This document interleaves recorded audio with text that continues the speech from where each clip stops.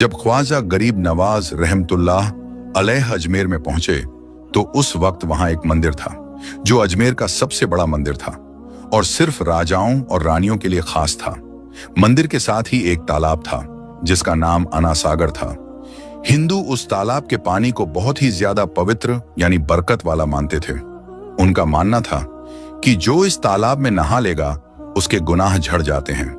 कहते हैं इस मंदिर में रात को इतने चिराग जलते थे कि 3.5 मन तेल उन चिरागों में इस्तेमाल होते थे। आसपास के कई गांव मंदिर के नाम थे, यानी उन गांवों की आमदनी मंदिर पर खर्च होती थी।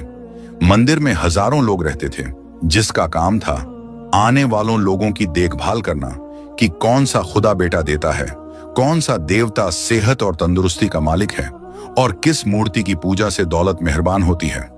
ख्वाजा गरीब नवाज रहमतुल्लाह अलैह उस मंदिर में तशरीफ ले गए और आना सागर से कुछ फासले पर चटाई बिछाकर अपने मुरीदों के साथ बैठ गए।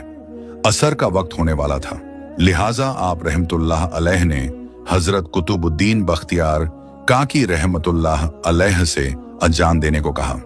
कुफ्र शिर्क के गढ़ अजमेर में अल्लाह की वहदानियत पर मोहम्मद सल्लल्लाहु ताला अलैहि वसल्लम की रिसालत का यह पहला ऐलान था।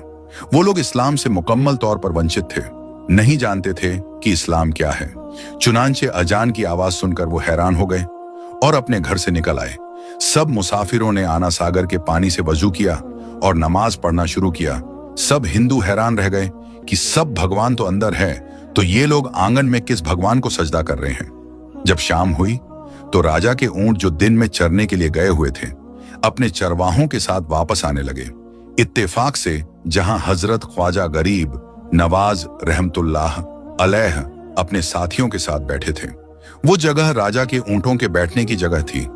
चरवाहों ने हजरत ख्वाजा गरीब नवाज रहमतुल्लाह अलैह से कहा, उठो बाबा, ऊंटों के बैठने की जगह खाली करो। आप रहमतुल्लाह अलैह ने फरमाया, इतना बड़ा मैदान पड़ा है, ऊंट तो कहीं भी बैठ सकते हैं, क्यों मुसाफिरों को तंग करते हो। वो ना माने और मुसलसल इसरार करते रहे कि ऊंट इसी जगह बैठेंगे। फिर राजा के सिपाहियों ने बहुत बदतमीजी से कहा, ये राजा के ऊंटों की बैठने की जगह है और इधर राजा के ऊंट ही बैठेंगे, तुम लोग कहीं और अपना डेरा लगाओ।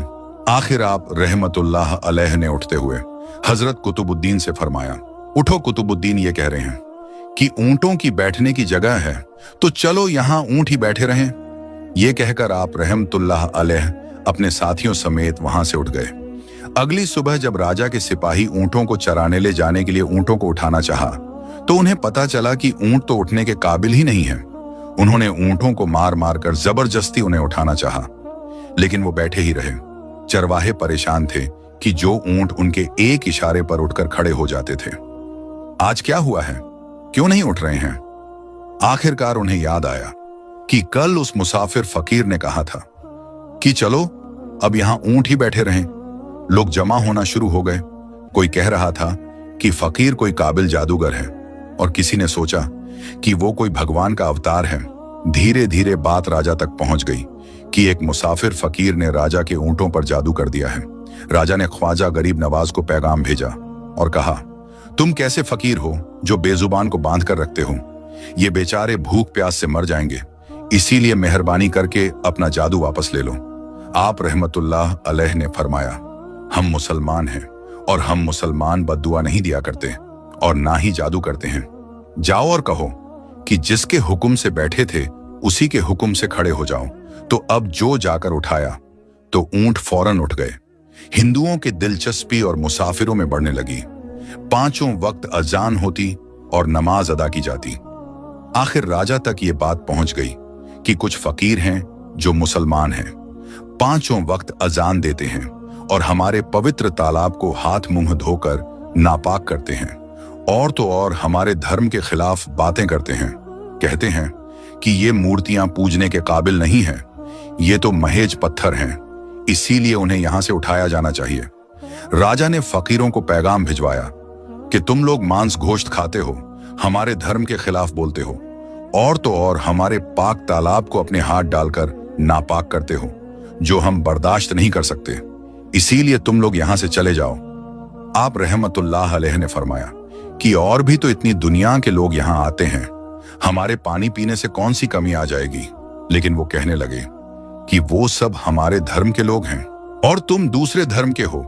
आइंदा अगर तुम लोगों ने तालाब को नापाक किया ना, तो हम सख्ती से पेश आएंगे। आप रहमतुल्लाह अलैह ने हजरत कुतुबुद्दीन बख्तियार काकी रहमतुल्लाह अलैह से फरमाया, कुतुबुद्दीन शायद ये लोग आइंदा हमारे पानी लेने पर कोई फसाद बर्पा करेंगे। जाओ एक मस्कीजा पानी ले आओ, ताकि जरूरत के वक्त कुछ पानी तो मौजूद हो। लिहाजा हजरत कुतुबुद्दीन रहमतुल्लाह अलैह ने उनसे फरमाया, चलो हम मस्कीजा भर लेते हैं। वो इस शर्त पर मान गए कि तुम्हारा जिस्म पानी से छूना नहीं चाहिए। हजरत कुतुबुद्दीन रहमतुल्लाह अलैह तालाब के पास गए और मस्कीजा पानी में डुबो दिया। जब वो भर गया तो हजरत कुतुबुद्दीन रहमतुल्लाह अलैह ने वो मस्कीजा ऊपर खींच लिया। जैसे ही मस्कीजा पानी से बाहर आया, आना सागर का पूरा पानी मस्कीजे में आ गया था।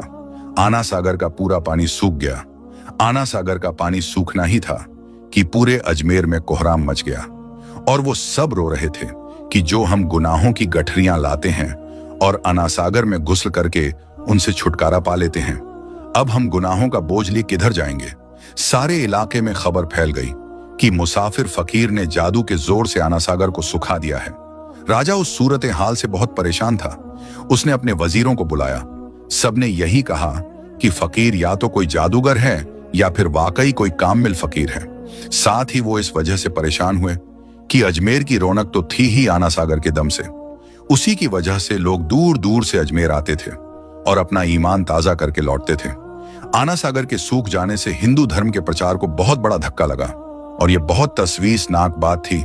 आखिरकार तय किया गया कि फकीर से बात की जाए कि आखिर वो चाहता क्या है। अगर उसकी जरूरत खाने की चीजें होंगी तो हम मान लेंगे, या फिर सब मर्द औरतें और बच्चे जाकर फकीर को खुशामद करो कि लोगों को परेशानी से निजात दिलाओ और हम पर कर्म करो। हम पाप के बोझ उठाए किधर जाएं और कैसे सुकून पाएं। यह काम ज्यादा आसान थी। लिहाजा तमाम लोग ख्वाजा गरीब नवाज रहमतुल्लाह अलैह के पास आए और बोले, बाबा तुम भी वजू कर लिया करना, लेकिन भगवान के वास्ते हमारा आना सागर हमें लौटा दो। आप रहमतुल्लाह अलैह ने हजरत कुतुबुद्दीन बख्तियार काकी रहमतुल्लाह अलैह से फरमाया, जाओ कुतुबुद्दीन मस्कीजा वापस तालाब में डालाओ। जैसे ही मस्कीजा उल्टा किया, आना सागर किनारों तक भर गया। उस पानी ने कई दिलों को धो डाला था। हिंदू कौम की अपनी तारीखी किताबों में भी हिंदू इतिहासकार इस बात को मानते हैं कि उस शाम 32,000 हिंदू कलमा पढ़कर मुसलमान हुए थे और हिंदुओं के मुसलमान हो जाने से हिंदू पंडितों और आम हिंदुओं में भी गमो गुस्सा का तूफान उठ खड़ा हुआ था। वो सोच में पड़ गए थे कि फिर अगर कुछ दिन मजीद इधर रह गया तो देवी देवताओं का तो नाम लेने वाला भी कोई नहीं होगा। लिहाजा लोगों ने राजा को मजबूर किया कि जल्द से जल्द कुछ किया जाए। राजा ने मंदिर के बड़े पंडित रामदेव को बुलाया और उसे ख्वाजा गरीब नवाज रहमतुल्लाह अलैह से मुकाबला कर जल्द से जल्द उन्हें हराने को कहा और अजमेर से बाहर निकाल देने का हुक्म दिया। रामदेव अपने वक्त का नामचीन पंडित था, जिसकी इल्मी काबिलियत की दूर दूर तक धूम मची हुई थी। उसने राजा को यकीन दिलाया कि जल्द ही राजा को कोई अच्छी खबर सुनाएगा। रामदेव ख्वाजा गरीब नवाज रहमतुल्लाह अलैह के पास आया और उल्टे सीधे सवाल करने शुरू कर दिए। ख्वाजा गरीब नवाज रहमतुल्लाह अलैह ने खामोशी अख्तियार की थी रखी। जब रामदेव ने हद से बढ़कर शोर मचाना शुरू किया तो ख्वाजा गरीब नवाज रहमतुल्लाह अलैह ने उसकी तरफ आंख उठाई और मुस्कुराकर फरमाया, रामदेव तू शोर मचा रहा है और मैं तेरे माथे पर ईमान का नूर चमकता देख रहा हूं। इस निगाह और इस लहजे में न जाने क्या जादू था कि रामदेव कदमों में गिर गया और रोते हुए बोला, बाबा जिस धर्म के तुम हो उसी धर्म में मुझे शामिल कर लो। सब लोग जो वहां देखने आए थे वो देखते ही रह गए, हैरान थे, परेशान थे कि ये क्या हुआ। जो खरीदने आया था वो खुद बिक चुका था, जो जीतने आया था वो खुद हार चुका था।